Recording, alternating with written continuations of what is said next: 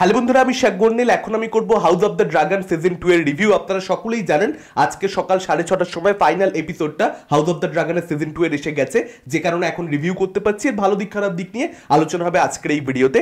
এখন আপনারা সকলেই জানবেন গেম অফ থ্রোনস সেটার প্রিকুয়াল বলা যেতে পারে হাউস অফ দ্য ড্রাগনসকে।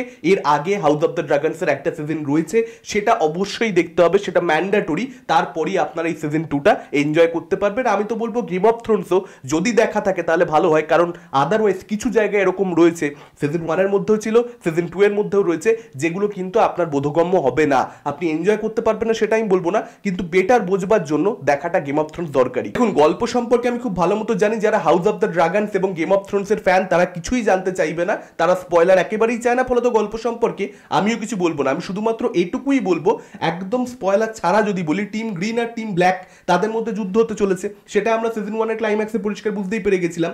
সেই যুদ্ধের যে প্রিপারেশন, সেই যুদ্ধের যে স্ট্র্যাটেজি, সেটাকে কেন্দ্র করেই হচ্ছে এই সিজন 2। আপকামিং যুদ্ধে একে অপরের থেকে, অর্থাৎ অপোনেন্টের থেকে নিজেকে শক্তিশালী এস্টাবলিশ করা, যারা অন্যান্য রাজ্য রয়েছে তাদের আর্মিকে নিজের পাশে এনে দাঁড় করানো, তাদের কোথাও একটা রাজি করানো যে তুমি আমার হয়ে লড়ো, এই বিষয়গুলোকে কেন্দ্র করে হচ্ছে সিজন 2। এর থেকে বেশি জানতে হলে আপনাদেরকে 8টা এপিসোড নিজেদেরকে দেখে নিতে হবে। এখন দুটো বিষয় এক্ষেত্রে ইম্পর্টেন্ট ছিল, এক হচ্ছে ইমোশনস দরকার, ইমোশনস ছাড়া যুদ্ধ নেভার ওয়ার্কস, সেই জায়গাতেই সিজন 2 ল্যাক করে, বিস্তারিত পরে বলছি।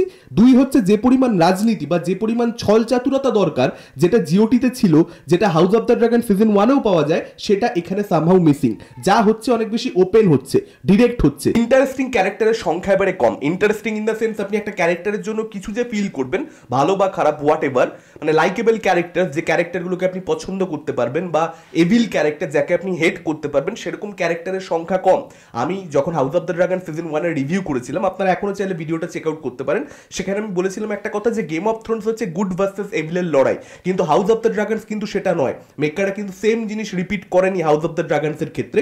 প্রিকুয়ালের ক্ষেত্রে তারা কি করেছে, প্রত্যেকটা ক্যারেক্টারকে গ্রেইশ রেখেছে, প্রত্যেকটা ক্যারেক্টার নিজের জায়গাতে কোথাও একটা রিজনেবল, প্রত্যেকটা ক্যারেক্টারের নিজস্ব যুক্তি আছে, তাদের ঠিক রয়েছে, ভালো রয়েছে, তাদের ভুল রয়েছে, তাদের খারাপ রয়েছে। ফলত টিম গ্রিন না টিম ব্ল্যাক কাকে অ্যাকচুয়ালি অডিয়েন্স সাপোর্ট করবে, অডিয়েন্সের মধ্যেও কিন্তু একটা সংশয়ের জায়গা থাকবে। খুব ভালো ক্যারেক্টার অথবা খুব খারাপ ক্যারেক্টারের জন্য অডিয়েন্সকে কিছু একটা ফিল করানো, এটা অনেক ইজি। গ্রেইশ ক্যারেক্টারের জন্য অডিয়েন্সকে কিছু ফিল করানো, রেজোনেট করা ক্যারেক্টারগুলোর সঙ্গে অডিয়েন্সের, সেটা যথেষ্ট টাফ, রাইটারদের কাজ কঠিন হয়ে যায়। সিজন 1-এ সেটা রাইটাররা দুর্দান্তভাবে করতে সক্ষম হয়েছিলেন, সিজন 2-তে কোথাও একটা ব্যাকফায়ার করেছে, তারা সেটা করতে পারেনি, এবং সেখানেই কিন্তু মূল সমস্যাটা লুকিয়ে রয়েছে। এখানে রায়নারা যে ক্যারেক্টারটা, রায়নারা টারগেরিয়ান, সেই ক্যারেক্টারটাকে কিন্তু সিজন 1-এ অনেক অনেক বেশি পাওয়ারফুল মনে হয়েছিল। ক্লাইম্যাক্সে গিয়ে ক্যারেক্টারটা যা যা হয় তার সঙ্গে, এবং যা যা সে করে, তার যেরকম প্রেজেন্স, তার যেরকম অরা, ক্যারেক্টারটাকে মানে একটা সিজনই মনে হচ্ছিল যে ড্যানারিস টারগেরিয়ানের লেভেলে চলে গেছে, মাদার অফ ড্রাগন তার লেভেলে চলে গেছে। কিন্তু সিজন 2-তে কিন্তু সেই ক্যারেক্টারটা কোথাও একটা পড়ে, মানে সেই ক্যারেক্টারটার কিন্তু সেই অরাটা, সেই ম্যাজিকটা সিজন 2 জুড়ে কিন্তু দেখতে পাওয়া যায় না। তার বিচক্ষণতার অভাব বোধ হয়, কিছু সিদ্ধান্তে তার বোকামি ধরা পড়ে। ব্ল্যাক ভার্সেস গ্রিন এই যে কনফ্লিক্টটা, সেটাই জমছে না ইটসেলফ। ওরা যে স্ট্র্যাটেজিটা নিচ্ছে সেটাতে যায় আসছে না, ইন্টারেস্টিং না ওয়ার স্ট্র্যাটেজিগুলো। সব জায়গায় সেটা যে খুব ক্লিয়ারও করতে পারছে তাও নয়, জাস্ট দেখানো হচ্ছে, দেখছি। ফলত এই যে ওয়ারের উপরে এত বেশি ফোকাস, সেটা ব্যাকফায়ার করেছে। ওয়ার কখন ভালো লাগবে, যখন ইমোশনস আর পারফেক্টলি দেয়ার।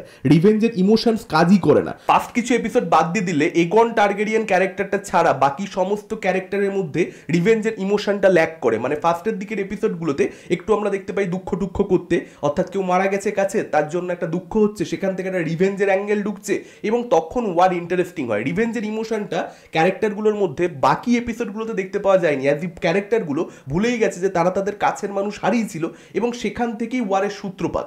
ওয়ারটা যে একটা ইমোশনাল রিজনে শুরু হয়েছিল, সেটা অডিয়েন্সও ভুলে যাবে একটা সময় পরে, কারণ ক্যারেক্টারগুলো ভুলে গেছে। আসলে কি করতে হয়, যে ক্যারেক্টারটা মারা গেছে তার জন্য এখনো রিমেনিং ক্যারেক্টারসগুলো, অর্থাৎ যে মারা গেছে তার কাছের মানুষজন এখনো দুঃখ করছে, এবং সেটাকে দেখিয়ে যেতে হবে। এরকম নয় যে এপিসোড 1-2-তে দেখালাম তারপর ভুলেই গেলাম, তাহলে পয়েন্টলেস হয়ে যায়, তখন ইমোশনটা ল্যাক করে। এবং সেটাই এই সিরিজের সবচেয়ে বড় সমস্যা, যে রিভেঞ্জের ইমোশনটা, যেটা অ্যাকচুয়ালি সিজন 1-এর ক্লাইম্যাক্সকে জাস্ট নেক্সট লেভেলে নিয়ে চলে গেছিলো, যেখানে মজা এসে গেছিলো দর্শকদের, সেটাই ল্যাক করে এখানে। সিজন 2-তে সেটাকে জাস্ট ইউজই করা হয়নি প্রপারলি। ইমোশনস ছাড়া আপনি যতই ড্রাগন ভার্সেস ড্রাগন দেখিয়ে নিন, বিশাল ভিএফএক্স, দুর্দান্ত সেট ডিজাইন, দুর্দান্ত কস্টিউম ডিজাইন, ডেফিনেটলি সেগুলো তো রয়েছে, অসাধারণ প্রোডাকশন ভ্যালু, সেটা তো আমরা পাবোই জিওটির প্রিকুয়ালের থেকে। এটা তো অডিয়েন্স জেনে শুনে বসেছে, এগুলো আসলে গিভেন কোথাও একটা এই ধরনের সিরিজের ক্ষেত্রে, যে এগুলো তো ভাই হবেই, এগুলো হচ্ছে লিস্ট।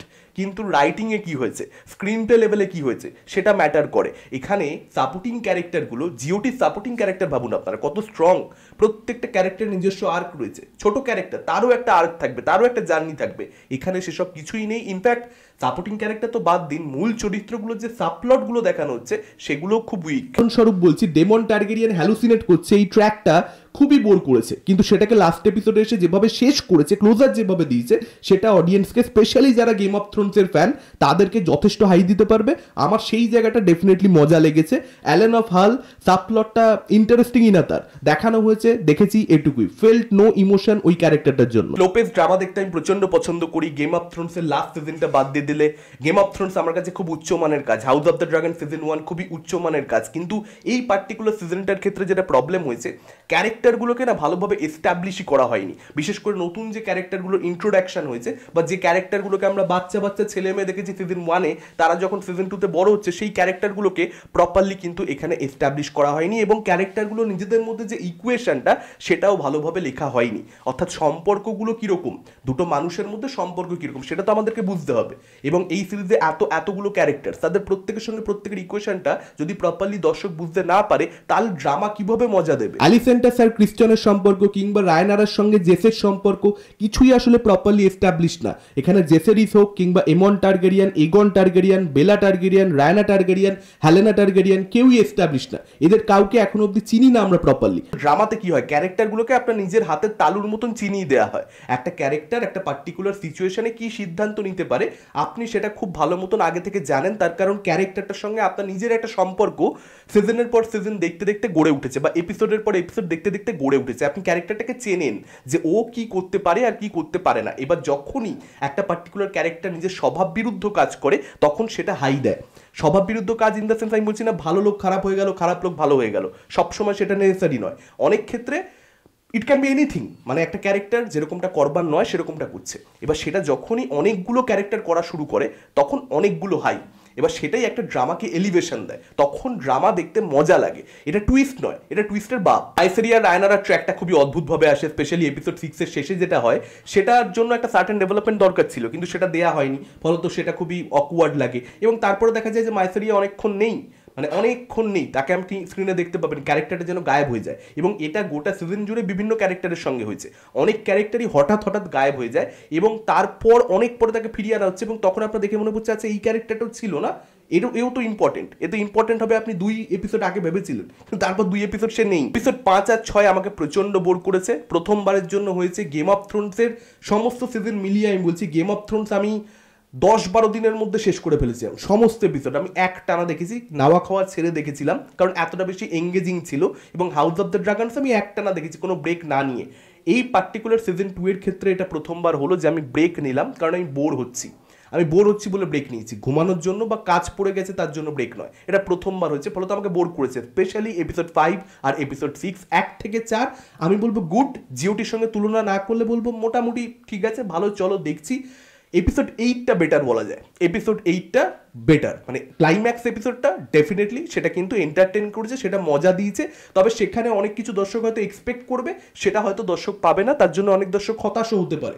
তার কারণ তারা হয়তো একটা বিশাল বড় ফেস অফ বা একটা ওয়ার, একটা ড্রাগনকে নিয়ে বাওয়াল, সেরকম কিছু হয়তো দেখতে চাইবে, কিন্তু সেটা তারা পাবেন না, যেটা তাদেরকে হতাশ করবে যে আপনি একটা সিজন 2 বানিয়ে ফেলেছেন যেটা শুধুমাত্র ওয়ারের প্রিপারেশন নিয়ে।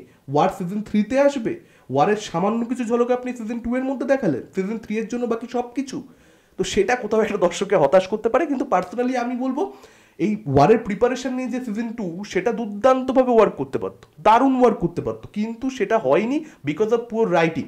ওয়ার সিজন 2 দেখানো হয়নি, সেটা নিয়ে আমার কোনো কমপ্লেন নেই, সিজন 3-তেই আসুক, কোনো প্রবলেম নেই, কিন্তু ভালো রাইটিং দরকার ছিল। জিওটির যে writing, House of the Dragon season 1-এর যে রাইটিং, সেটা সাপেক্ষে এখানে কিন্তু রাইটিং দুর্বল, একদম বাজে আমি বলছি না। ক্লাইম্যাক্সে গিয়ে স্পেশালি লাস্ট 15 মিনিট দুর্দান্ত, সেখানে কি হয় আমি বলছি না, সেটা আমার ব্যক্তিগতভাবে দারুণ লেগেছে। এবং কোথাও একটা সেটা আশা দিয়ে গেছে, ভরসা দিয়ে গেছে যে সিজন 2 যেরকমই হোক, সিজন 3 কিন্তু আবার ট্র্যাকে ফিরতে পারে। দুর্দান্ত কিছু কিন্তু সেখানে আমাদের জন্য হয়তো অপেক্ষা করছে, যদি রাইটাররা ভুলগুলো শুধরে নেয়, সিজন 3 কিন্তু দারুণ কিছু হতে পারে। কেন কথাটা বলছি, কারণ ক্লাইম্যাক্সে কোথাও একটা বিভিন্ন ধরনের পসিবিলিটিস খুলে গেছে। যেটা কোথাও একটা আশা ভরসা দিচ্ছে। বাকিটা তো আমরা 2 বছর বা 3 বছর হোয়াট এভার সিজন 3 যখন আসবে তখন আসলে বুঝতে পারবো যে সত্যিকারের সেই আশা ভরসার কোনো যুক্তি আছে কি নেই। এবং পারফরমেন্সেস খুব ভালো, এটা বলতেই হবে যে অ্যাক্টিং কিন্তু সকলের খুব ভালো, ডিরেকশন ভীষণ ভালো, কিছু সিন রয়েছে যেগুলো দুর্দান্তভাবে স্টেজ করা হয়েছে এবং যে ড্রামাটা মানে রাইটিংটা যতটা পোটেনশিয়াল আছে সেই অনুযায়ী ডিরেক্টর এবং অ্যাক্টররা মেক শিওর করেছে যে হাইস্ট ড্রামাটা যেন অডিয়েন্স পায়। রাইটিং যেখানে যেখানে ল্যাক করেছে সেখানে সেটার জন্য প্রবলেম, সেটা আলাদা বিষয়, কিন্তু পারফরমেন্সের দিক থেকে কিন্তু বা ডিরেকশনের দিক থেকে কিন্তু কোনো ধরনের সমালোচনা বা কোনো ধরনের ত্রুটি, কোনো ধরনের খামতি দর্শক কিন্তু এই পার্টিকুলার সিজন 2 এর মধ্যে একেবারেই খুঁজে পাবে না। সেদিক থেকে কিন্তু অবশ্যই টপ নচ। স্পেশালি আমি এখানে এমা দি আর্সির কথা বলবো, প্রত্যেকেই ভালো কাজ করছে, প্রত্যেকে ভালো, কিন্তু রায়নার টার্গেরিয়ানের চরিত্রে এমা দি আর্সি জাস্ট টেরিফিক, সে ফাটিয়ে দিয়েছে। আপনাদের কি মতামত, কিরকম কি লেগেছে যারা দেখে ফেলেছেন ডেফিনেটলি আমাদেরকে কমেন্ট করে জানাতে পারেন। এই ভিডিওটা ভালো লাগলে লাইক করতে পারেন, শেয়ার করতে পারেন। আমাদের চ্যানেল নতুন হলে চ্যানেলটাকে অবশ্যই সাবস্ক্রাইব করতে পারেন। আজকের মতন টাটা, চোখ রাখুন পরবর্তী ভিডিওতে।